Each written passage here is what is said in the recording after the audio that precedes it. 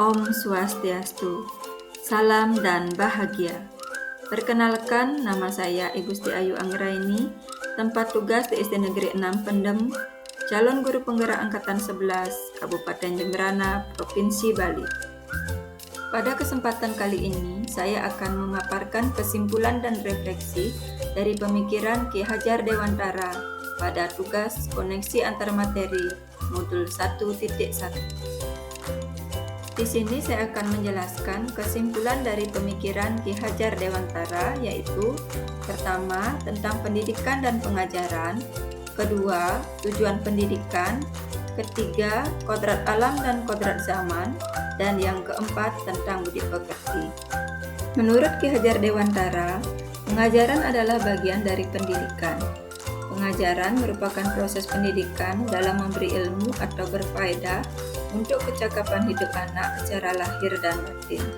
Sedangkan pendidikan adalah proses memberi tuntunan terhadap segala kekuatan kodrat yang dimiliki anak agar ia mampu mencapai keselamatan dan kebahagiaan yang setinggi-tingginya, baik sebagai seorang manusia maupun sebagai anggota masyarakat. Adapun tujuan pendidikan menurut Ki Hajar Dewantara yaitu menuntun segala kodrat yang ada pada anak-anak agar mereka dapat mencapai keselamatan dan kebahagiaan yang setinggi-tingginya, baik sebagai manusia maupun sebagai anggota masyarakat. Dalam menuntun laku pertumbuhan kodrat anak, Ki Hajar Dewantara mengibaratkan peran pendidik sebagai seorang petani atau tukang kebun. Dalam proses menuntun, pendidik hanya dapat memperbaiki lakunya, bukan dasarnya.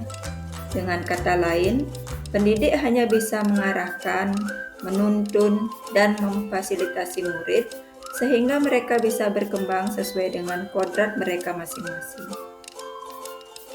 Dalam pendidikan, kita harus memperhatikan proses menuntun. Ada 3 poin penting dari pemikiran Ki Hajar Dewantara, yaitu pertama, ingarso sung tulodo.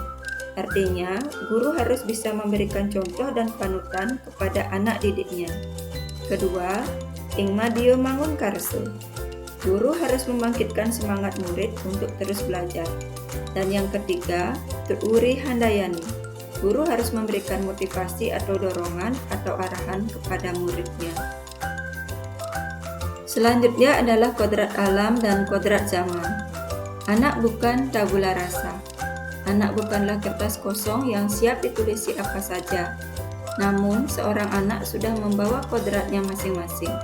Ibaratnya kertas. Di kertas itu, seorang anak sudah ada tulisan atau coretan samar-samar. Tugas kita sebagai seorang pendidik adalah menebalkan yang baik agar menjadi jelas dan menyamarkan yang jelek. Dalam proses penebalan, kita harus memperhatikan kodrat alam, yakni pendidikan menyesuaikan lingkungan alam dan sosial anak, sehingga mereka bisa memahaminya secara mudah.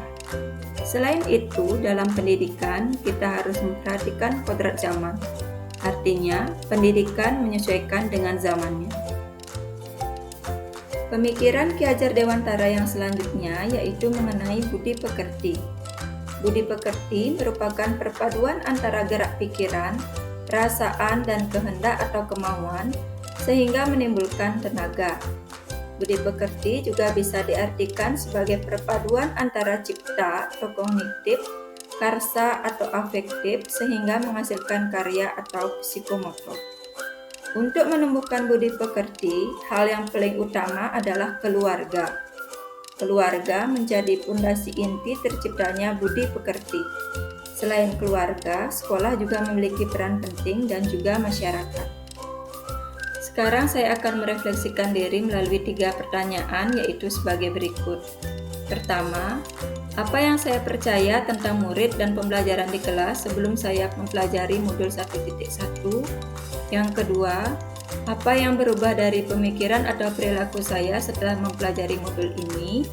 Dan yang ketiga, apa yang dapat segera saya terapkan lebih baik agar kelas saya mencerminkan pemikiran Ki Hajar Dewantara? Sebelum saya mempelajari modul 1.1 tentang pemikiran Ki Hajar Dewantara, saya beranggapan bahwa tugas guru hanya mentransfer materi saja. saya menganggap ketuntasan dalam penyampaian materi lebih penting daripada memahami karakteristik murid. Biasanya, saya hanya melihat nilai dari aspek kognitif saja, misalnya saat mengerjakan tugas atau ulangan harian. Jika nilai murid sudah mencapai KKM, dianggap pembelajaran sudah berhasil. Selain itu, saya juga beranggapan murid hanya sebagai objek pembelajaran, sehingga pembelajaran berpusat pada guru. Namun, setelah mempelajari modul 1.1 tentang pemikiran Ki Hajar Dewantara, saya menyadari bahwa apa yang saya pikirkan dan saya lakukan tidak tepat. Seharusnya saya melakukan proses pembelajaran secara menyeluruh, bukan hanya aspek kognitif saja, namun juga aspek afektif, psikomotor, spiritual, sosial, dan budaya. Murid bukan sebagai objek pembelajaran, melainkan subjek pembelajaran. Artinya, murid memiliki kebebasan berekspresi, mengemukakan pendapat, dan berkreasi sesuai dengan metode dan media yang tepat. Dan guru berperan sebagai fasilitator dalam pembelajaran.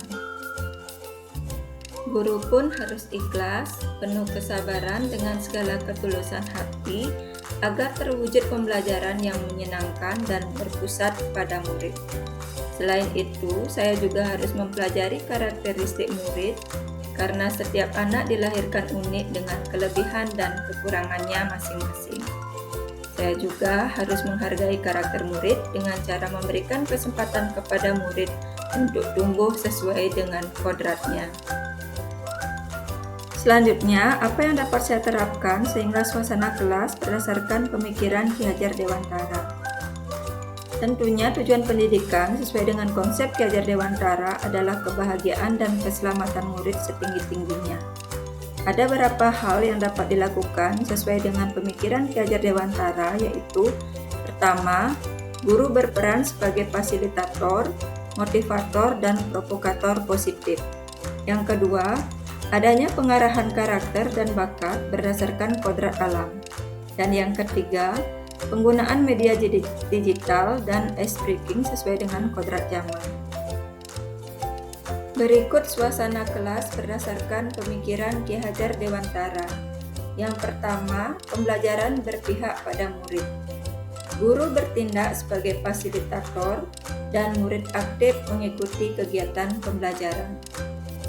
Kedua, menyediakan wadah untuk menyalurkan bakat dan minat murid sehingga bisa berkembang sesuai dengan kodrat alam dan kodrat zaman.